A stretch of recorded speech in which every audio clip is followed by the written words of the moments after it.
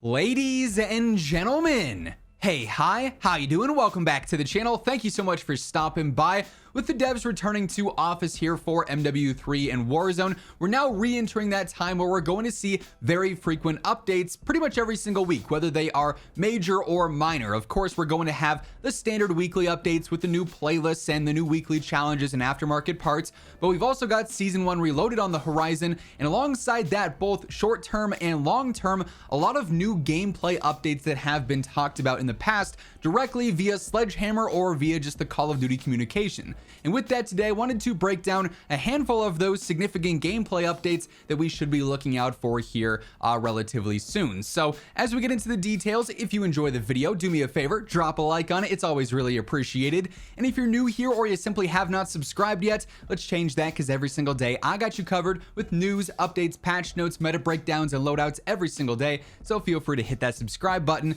and turn on those post notifications. Now, obviously a pretty cool change and new update that was added in with Season 1 for multiplayer and for zombies at least was the addition of the stamina bar. So you could very clearly see when you are going to get your tac sprint available, how close it is to refreshing, how close you are to completely running out of it.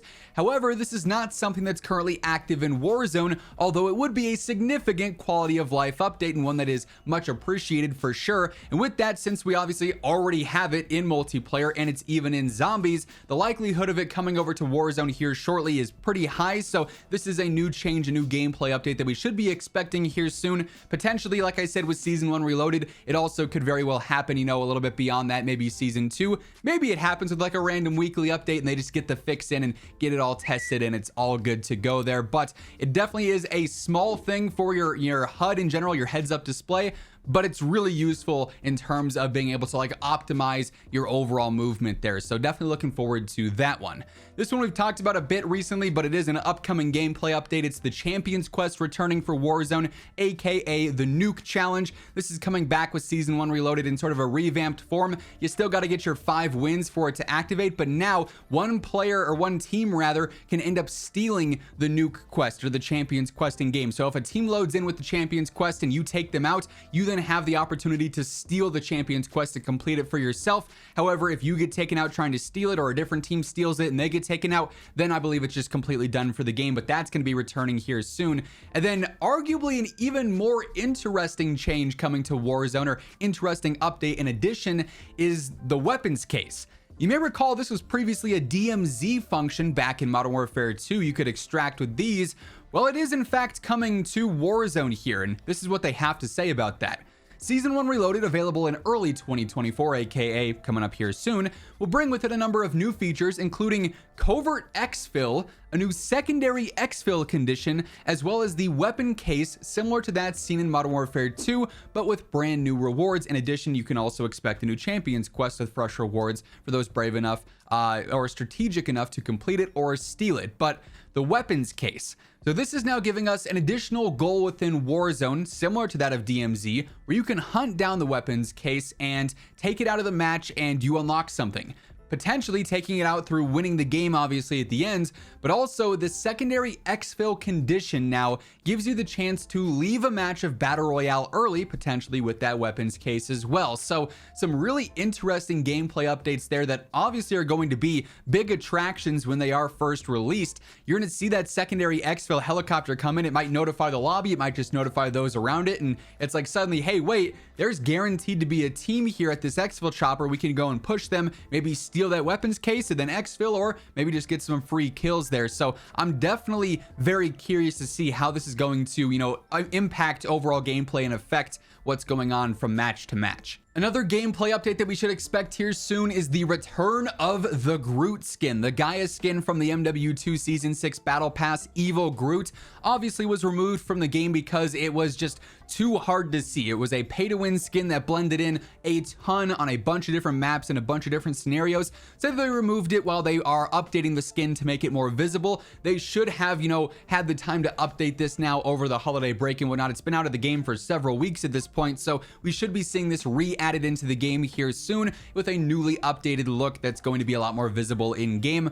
Who knows if it's going to be enough to actually fully stop it from blending in. There are obviously several other skins in game that do this as well, just not to the extent of the Evil Groot, but Evil Groot will be returning nonetheless. And then, as you may recall, Sledgehammer a few weeks back did an AMA over on Reddit where through this they did actually preview a handful of gameplay updates now that should be much closer on the horizon than when they first initially talked about them. So this is actually something I've seen a little bit of discussion about recently, and it's disbanding lobbies. Obviously it's a forced thing right now. Every single time you end a game, the lobby disbands and you're forced into a new match. Now, because of how strict skill-based matchmaking is, you might run into similar names in multiple matches, but it's never the same entire lobby. But I've seen several different comments or tweets about players saying that they got pop-ups saying that the lobby was not going to disband. And Sledgehammer a little while back said exactly that. In a future game update, we'll be testing non-disbanding lobbies with a cohort of players to determine the performance of such a change.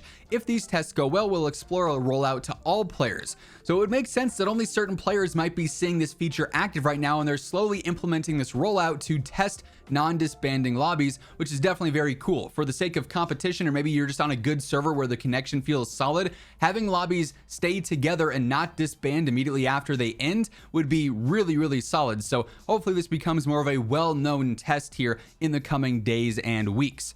They've also talked a little bit about streak looping, obviously being able to get more than one set of streaks in a life if you're going on a crazy kill streak.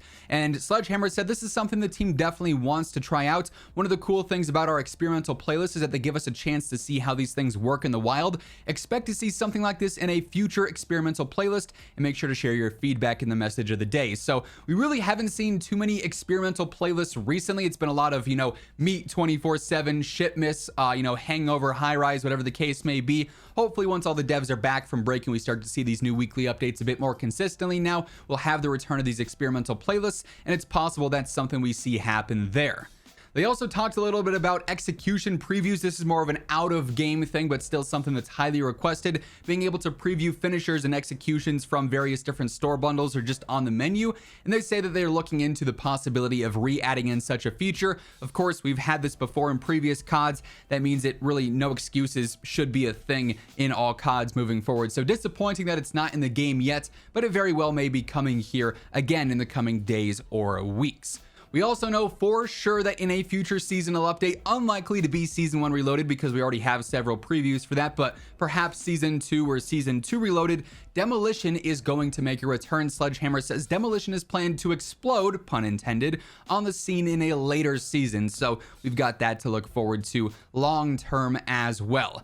And then lastly here, we should be seeing some big time spawn updates specifically to Rust. This is what they've talked about, officially. They actually removed TDM kill confirmed and hardpoint from the Rust Mint playlist rotation because the spawns were so bad. So those are going to be updated in specific for Rust, but also across the board, spawn updates are definitely needed for various different maps, and those should continue to roll out probably every time we see new patch notes go live. That's kind of a standard one now, it seems like. So we'll have that to look out for as well. But Rust specifically, we know, is going to get several spawn improvements for certain modes. But that being said, those are a handful of the future gameplay updates for Warzone and MW3 that are confirmed so far. Of course, as anything becomes official and is pushed live in-game or we get more reveals and announcements, you already know I'm going to have you covered with all the latest need-to-know details right here, so feel free to hit that subscribe button to stay up to date with all that stuff. And if you enjoyed the video, do me a favor and drop a like on your way out. But once again, thank you so much for tuning in, and until next time, take it easy, have an awesome rest of your day, and I'll catch you later.